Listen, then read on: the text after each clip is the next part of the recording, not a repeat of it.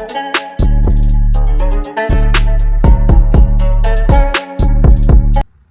G4 checking in. And this the Under the Center show. And these my Tuesday takeaways from games from week 6.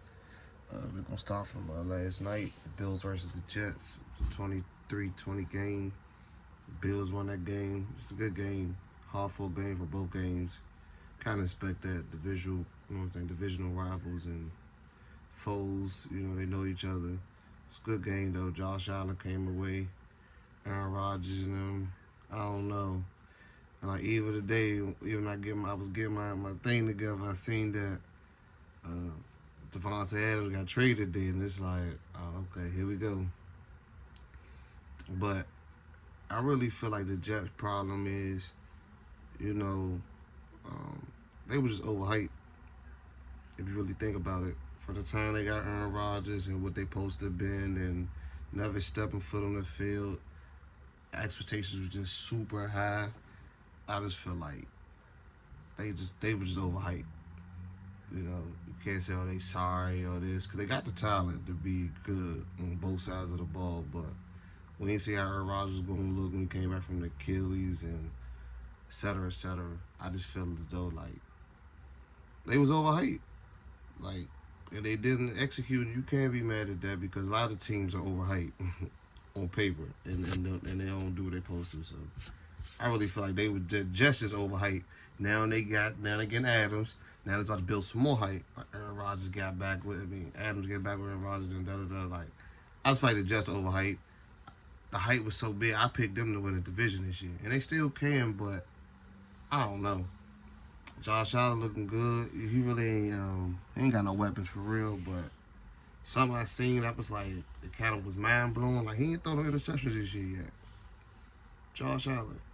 He combined for 1,338 yards, 13 touchdowns, and no turnovers, surprisingly. I was like, Is he leading the MVP race with that? Would you think that, with them stats? A combined of 1,338 yards, 13 touchdowns, and no interceptions. Or you'll go Jalen Daniels. We talking leaders in MVP.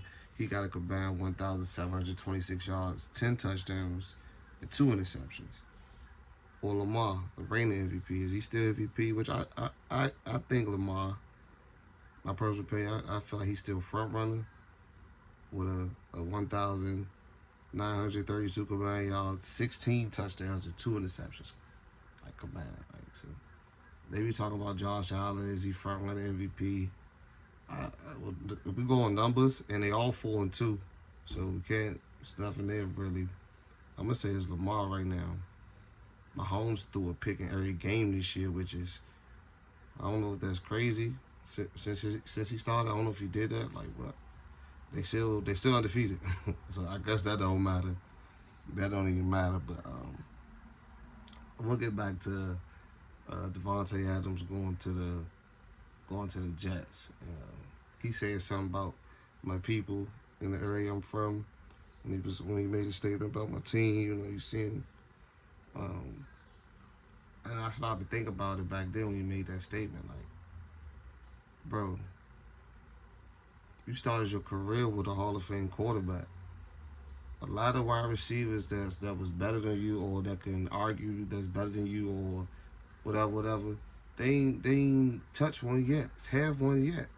Like, think about my team. Like, we just getting Jalen Daniels, Terry McLaurin's just now getting a quarterback, a consistent one at that. So I don't know. Adams, I don't know if he a team player. Is what I'm trying to say. Like, you leave Aaron Rodgers and you go get your trouble right quarterback. You have quarterback issues. Everybody have been having them, bro. And you complain and whine and whine. Since you like to pass judgment, trying to say like where I'm from and my people it's a gloomy city, a dark city, whatever you was trying to say about the DMV area. That's how I feel about the woman you with. When I watched that, your Netflix, all the wide receivers, whatever. That's how I feel. So, like I was saying before you even came, I was already saying the problem with the Jets is I don't think it's that they're sorry, they this, they that. I just think they was overhyped. And then now they're adding you. It's back on, so you better turn up or it's gonna be on your line. So Davonte Adams, get it together. Get your mind right. Because you pass the judgment on people you don't know.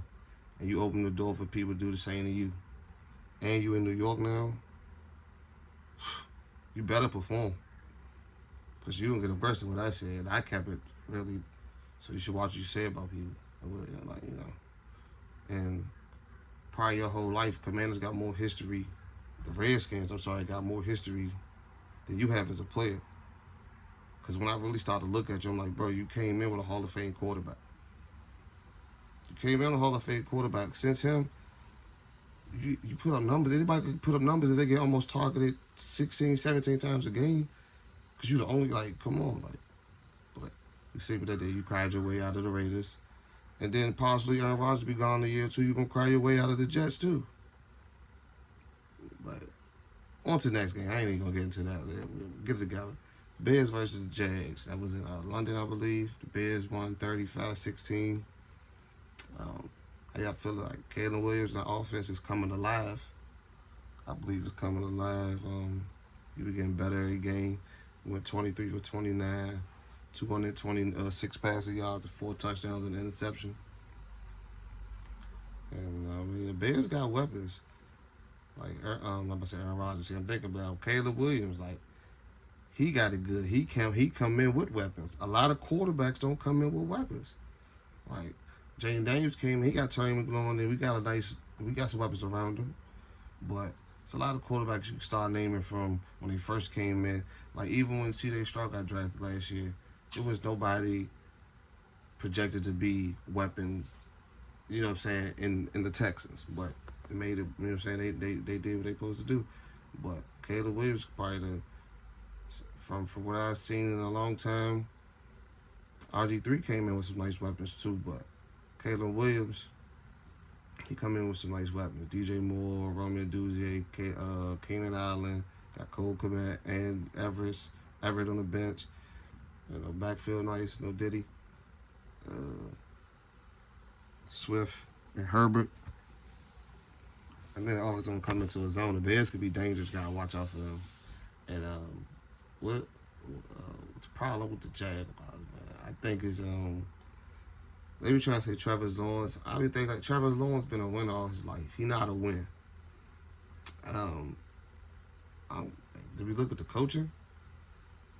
I think it's maybe it's Doug Peterson. You ever think about that?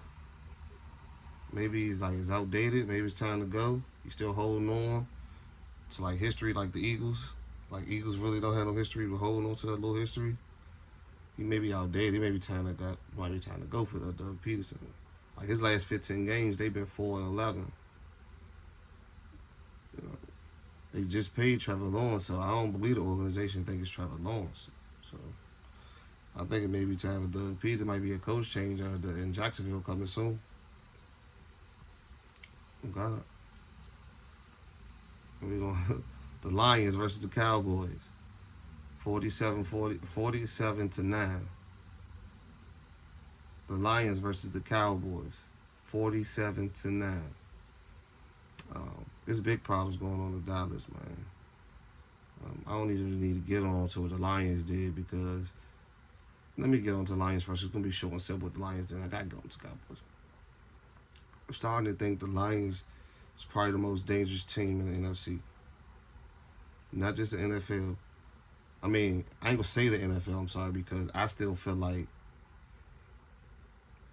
as long as Patrick Mahomes playing for the Kansas City Chiefs, they're dangerous. They're the most dangerous team in the league. I don't care. You got Andy Reid, Mahomes, okay. But on the NFC side, I think the most dangerous team is the Detroit Lions. They're probably the only team in the NFC that they still got their same roster from last year.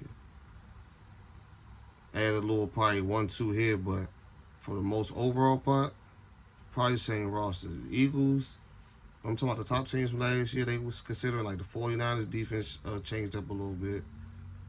The Eagles defense changed up a little bit. And that's probably about it for the NFC side. But Lions might be the most dangerous team in the NFL. But like I said, the Chiefs still there, but they might be. Okay. Now back to Dallas, man. It's problems in Dallas. One, I think the problem in Dallas is it like leadership somewhere. It's like I don't think there's no leadership there. It's like no player wise, whatever. We can start from the Jerry Jones down, but player wise, I don't think like there's no emotional leader there. Like even with Parsons, I don't feel like he an emotional leader. I feel like he a player is like I'm coming to do my job, and I'm gonna make sure this, make sure I'm straight and what I got going on, and we'll figure it out. Cause you don't really, I don't really. I tune into the schools and all that for Dallas, but I don't really get into depth. I don't know if really known him being like an emotional leader. It's not Doc. It's not CD. Who is it? It's not Diggs. I think it's a lot of lack leadership there and a lot of selfishness there. Because if I'm Doc or CD, who the guys who's got them checks, and Michael Parsons in line, if I'm them guys who got them big checks, before we even get there, man, I'm sitting at the table like, what can we do to get better? Y'all had the money to go get Derrick Henry. Y'all had the money to probably attempt a Brandon Ayuk trade in the off season when that was going on, or et cetera, et cetera. Maybe Jerry Jones outdated. But it's like as you can see, it's a lack of leadership there and selfishness. Because I'm sitting there, my man, you ain't gotta pay me $60 million a year. We make good money, and people say, "Oh, you can say that, yeah, you can say that." But bro, if I'm trying to win, the money they pay CD and Doc, if they thinking, not lacking like being selfish, like they think like, man, we can attempt to go get a Stephon Diggs who's on the market before the season started, or Derrick, or etc. You know what I'm saying? But I think it's a problem, Dallas, and I like it. I love it. I'm loving it. But on honesty, like, I don't know. I don't think they're gonna get it together this season. They probably can get it together plan wise, but like when it come down to it, it's the leadership there. Ain't no leadership there, and there's a lot of selfishness there. In my opinion. And the Hudson injury, that was gruesome. I hope he come back like he was. He's still young. I seen it, like, cause they ain't really showed on TV. So, but then eventually I seen it. I was like, oh man, that looked nasty.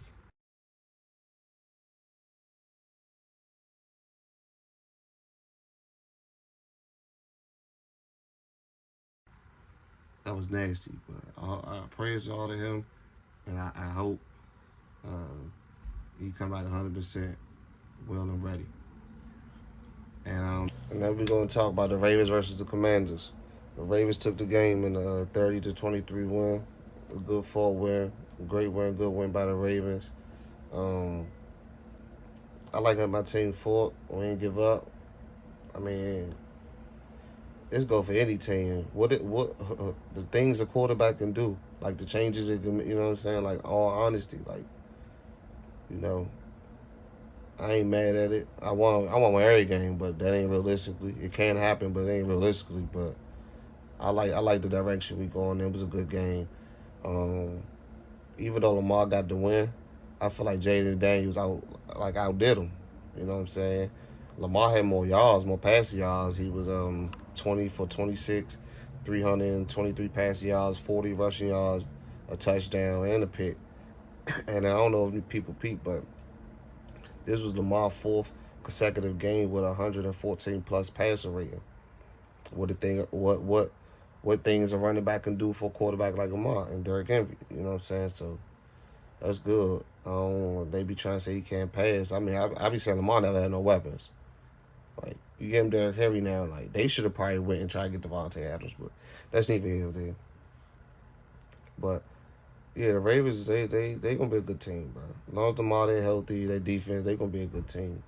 And Jaden Daniels, he was 24 for 35, 269 passing yards, 2 TDs, and this was his second best passing rating game. The first one was against the Bengals, so he did it against another good defense, like, to me. So I guess he gonna be good against the AFC North. But nah, though. Yeah, though. I feel like he did. I feel like he was more poised than Lamar, because you know they be trying to make it a quarterback thing, which I don't care, but I'm gonna do it. Um, he's look more poised than Lamar. Honestly, that's all I can say. But Lamar and his team got the win when it mattered, and yeah. But Lamar and Derrick Henry, they might be the best running back duo ever, and that's crazy to say already. Like, I think what um, Henry already got 700 plus yards, 8 touchdowns. It's only week 6. Lamar got 400 rushing yards, but what he got? 4 touchdowns, something like that. 400 yards, 4 touchdowns.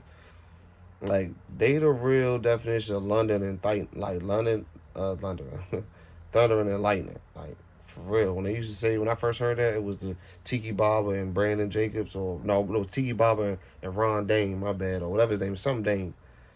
But not like Lamar and Derrick Henry. I said it in the first episode. I said, in the NFL, is Lamar and Derrick Henry, Hurts and Saquon. After that is Jaden Daniels or Robinson or Eckler, however you want to put it. I'm talking about dual threat, a quarterback, running back on that level. But I don't think the other two yet is like where Lamar and Derrick Henry at. That's experience though. At least, I mean, Derrick Henry definitely got more experience than, yeah. But like I said, it's experience. I ain't trying to go there. I know it's experience. Because Saquon and Hurts could be special, but they ain't clicking yet. And man, I feel like they the best duo ever until one come yet. Yeah, like pause. Why not?